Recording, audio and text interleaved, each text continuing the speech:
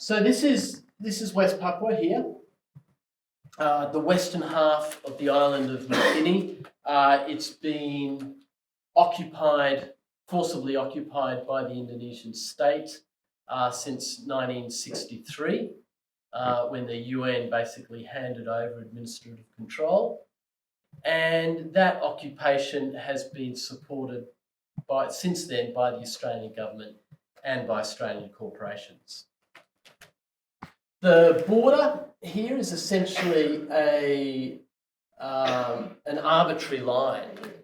You know, it's a mark on a map. I think it's the 141st meridian. And it was drawn up in The Hague. Someone got a ruler out, but it actually crosses Indigenous country. So down the south, it dissects Mulund Arnhem country.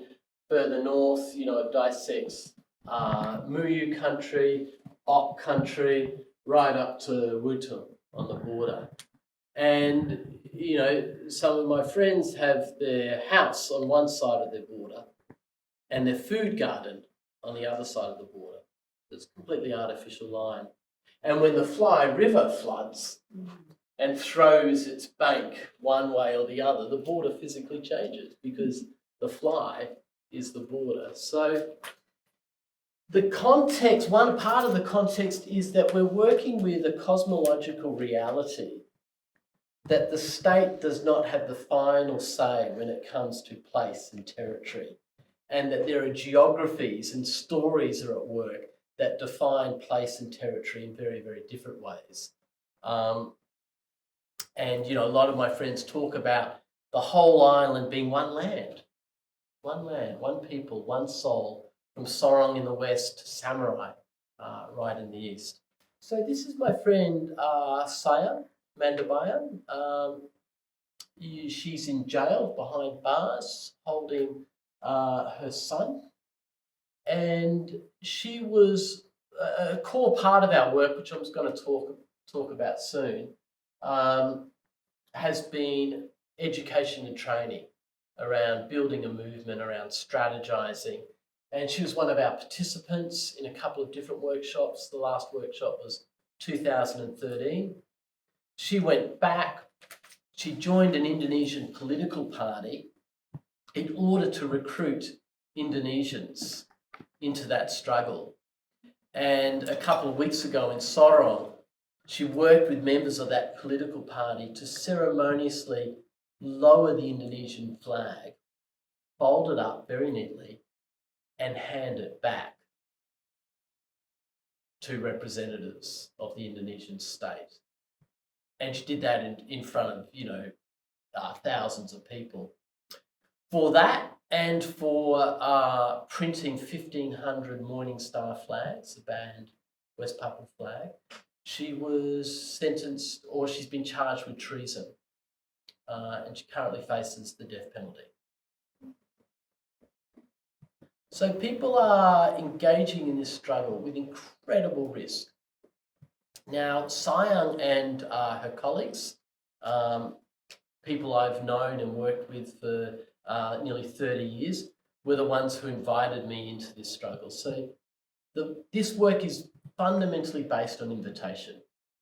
People ask me to accompany them and to explore together how we could strengthen the capacity of the nonviolent freedom movement. In terms of locating this work theoretically, I draw a lot from two anti-colonial practitioners, Frantz Fanon and also Mohandas Gandhi. So this actually comes from Peter Westerby and Tony Kelly's book, and it's recognising that in an anti-colonial struggle, that before there was an invasion, that people had their own traditions. They had their own ways of living well together and with the more than human living world. They had their own ways of caring for country, their own ways of relating to land and ancestors and other people. And then that gets disrupted, it's disrupted by invasion, warfare. As part of the colonisation process, there's a divide and rule where people are pitted against one another. There's the creation of dependency and all these other colonial dynamics. And it's really imperative to actually work out where people are at. So I've been invited into this struggle, and I was invited in at a moment where people were talking about a new organisation. Yeah? But sometimes those very same people who invited me in are also in another part of the cycle, when they're captured by or overwhelmed by distress or rage at the occupation. And if you're talking about new organisation or new culture or new politics, there is the possibility for collaboration. But if people are back in this other space, then there's not so much the possibility of collaboration. The role is to listen and in some ways to absorb anger, or, not to hold on to it, but to kind of let it flow through you. So part of this work is actually preparing yourself to deal, or for me, preparing myself to deal with very significant amounts of distress. So the work has involved, as I said before, strengthening the capacity of a non-violent resistance movement. But at the same time, it's also involved laying the foundations for a new society, a new Papua. And some of that is through very simple things like making sure there's Papuan garden food in the workshop space rather than rice or noodles. It's about making sure that we integrate Indigenous languages and Indigenous ways of being into the work, that we're attuned to the kind of metaphors that people use to describe their skills and knowledge and build on those. This is the framework itself. So the spirit is this is drawn from the 5 elements, and it's Celtic knots, all interlinked. The outer circle is spirit, and that sense of really listening to to what I would call God. The 4 elements inside God, it's kind of not something we talk a lot about in Australia, but in actually most of the world, spiritual realities are at the heart of people's lives and practice. Scott Morrison would be really happy to hear you say that. Yeah, that's right. And maybe his faith will, come alive in ways that he's not expecting. Who knows?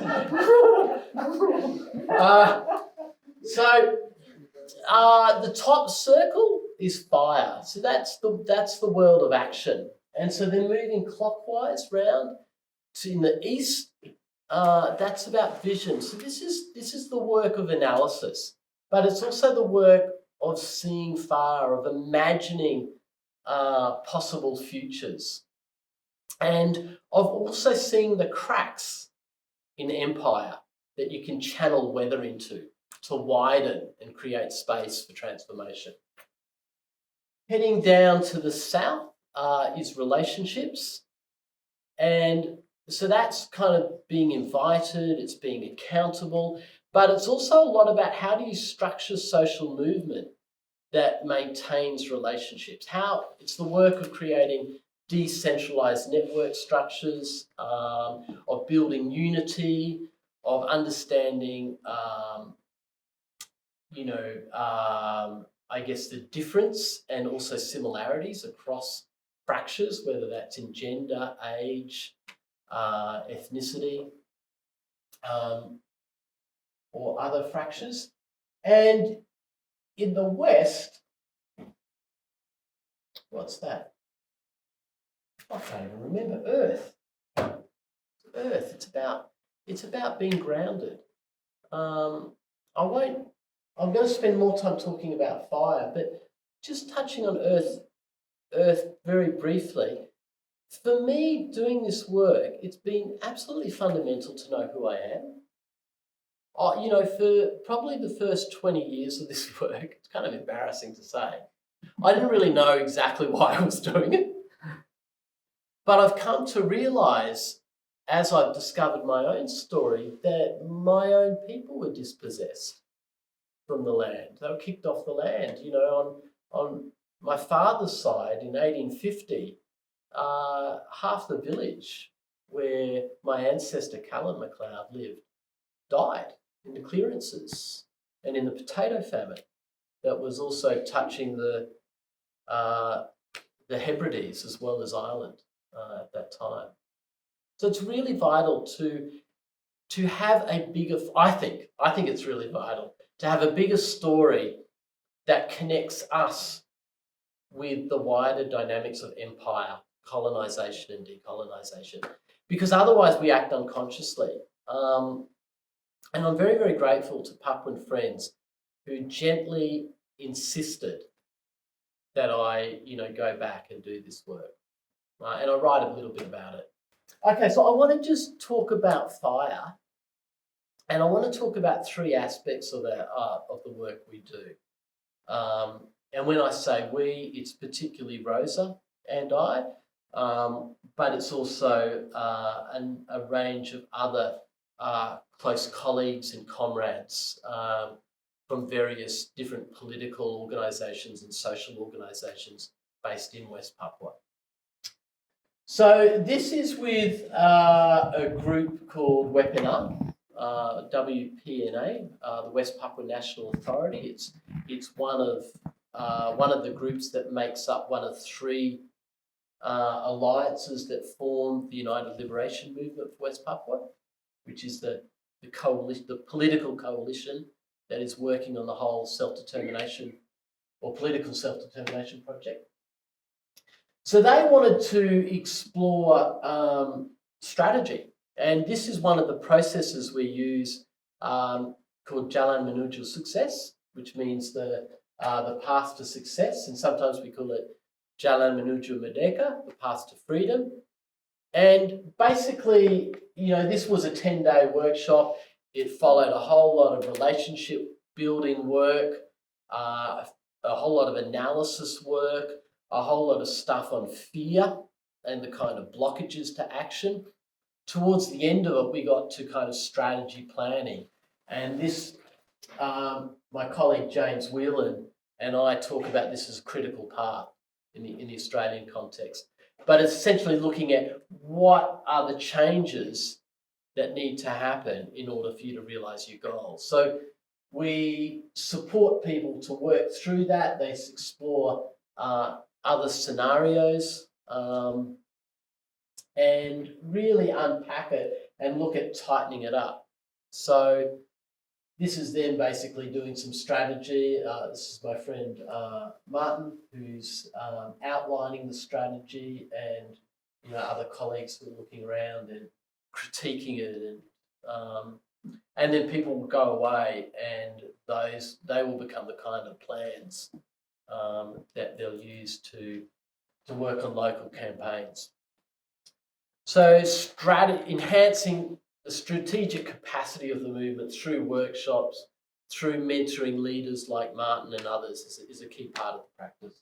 So early on, and that workshop was one example, we worked with single groups. We worked with women, we worked with pastors, we worked with university students in Java, we worked with this political organisation, that political organisation. And, it was going pretty well, I thought. And then I had a conversation with a guy called Fakoras Yaboysenboy in 2011. This was before he was arrested and jailed. And he said to me, we really love the work that you're doing. And we really support it. We want you to continue this work. But I'm going to ask you something that's really difficult. He said, I want you to stop working with single groups.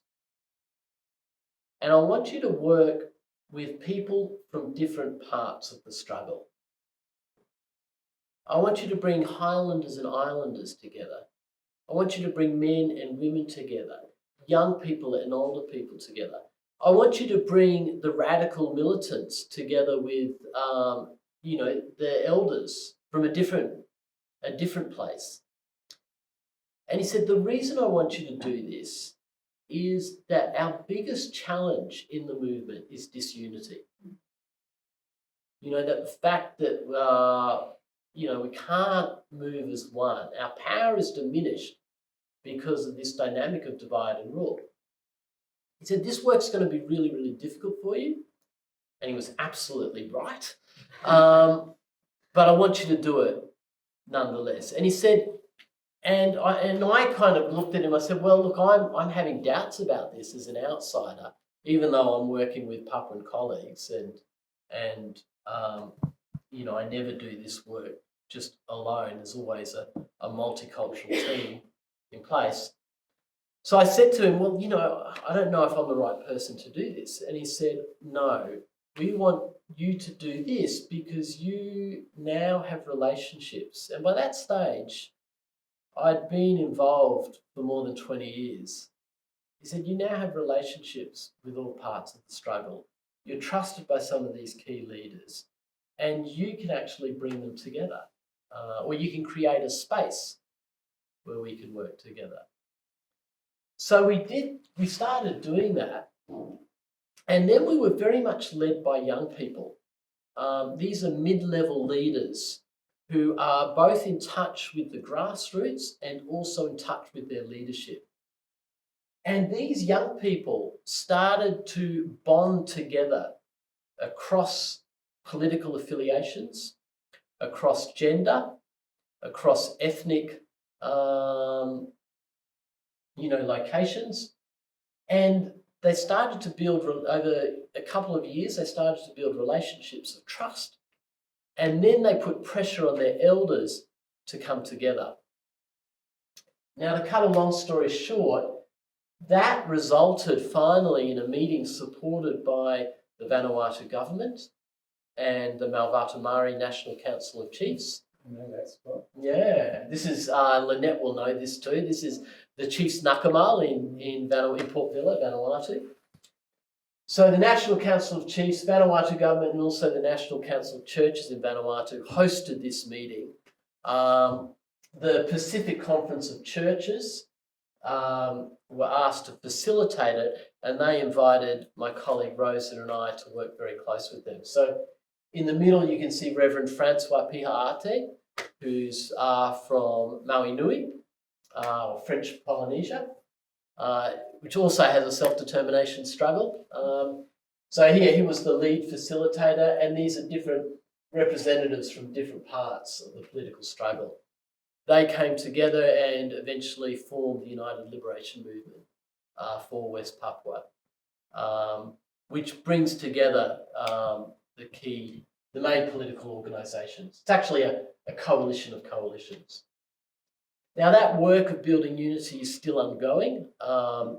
In recent years, it's been very, very challenging. And I guess I'm reminded that when I look at South Africa, say, or I look at India, even in those struggles, which were very impressive, even when the ANC was leading things, there were still questions of unity. There were still folks who, I suppose sociologists would call them, or would describe this as kind of a radical flank effect. People are on the outside, or there's a range of other terms that academics use, but it was still very, very challenging work. And same in India. We know now, we think of Gandhi and we think of the Indian independence struggle, but there were people engaged in terrorism, like throwing grenades into parliament or blowing up trains. So the work of unity is an ongoing practice, and it's no different for the West Papuan struggle. Whilst there's political unity, the work of unifying the armed struggle is still ongoing. And part of our work, for Rosa and I, is trying to maintain relationships with all those different parts of the struggle, including the armed struggle, and not taking sides with any of them. And that's incredibly difficult because people want to pull you in. Yeah, of course. Yeah, to being partisan to them. But I think it's so critical as folks trying to practice solidarity that we don't do that. I think of success in movements, and Elise and Devitt, you'll recognise this. I think of them as kind of like, I think of three things that are critical in terms of measuring success in movements. One is achieving a goal, and in this case, the goal of that particular campaign with the ULMWP was gaining membership of the Melanesian Spearhead Group, which is five nations that are part of the Pacific Island Forum. They won that. But that's not the only thing that's going on. It's also really important to build power. And even when you lose your campaign goal, you can still do that in a way that draws more people into the struggle, and different kinds of people into the struggle, and different organisations and institutions into the struggle, and build a kind of horizontal soft infrastructure that knits those different components together. In that campaign, we used the phrase, "Let's bring West Papua back to the family." And it drew on this idea that the Papuans are kin. You know, for Pacific Islanders in general, and Melanesians in particular, they look at Papuans and they see family, you know, and they see people who share the same broad kind of culture, the importance of ancestors, the centrality of land,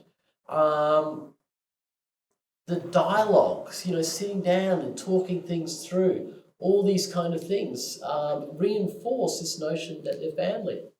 So we used this phrase, "Bring West Papua back to the family." And we had posters, we made videos, we had concerts. You know, in the space of 3 weeks in the Solomons, we had more than 140 news stories in the two papers that essentially turned the national paper into a political magazine for West Papua. And we knew we'd succeeded in shifting the political weather to some extent when Frank Bainimarama, the Prime Minister of Fiji, actually said, when he's got up and you know, looked at the West Papuans and announced they were part of the MSG, the Melanesian Spearhead Group, he actually said, "We've brought you back to the family."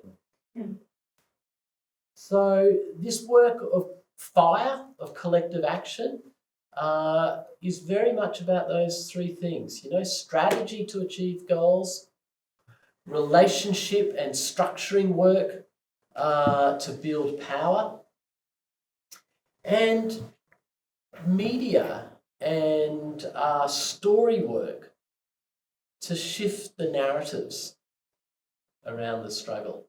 And we've still got a lot of work to do that.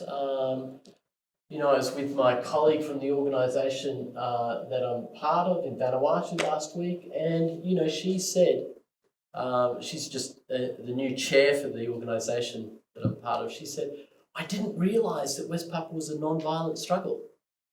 So, you know, there's clearly lots of work to do, and we're slowly making inroads to the media.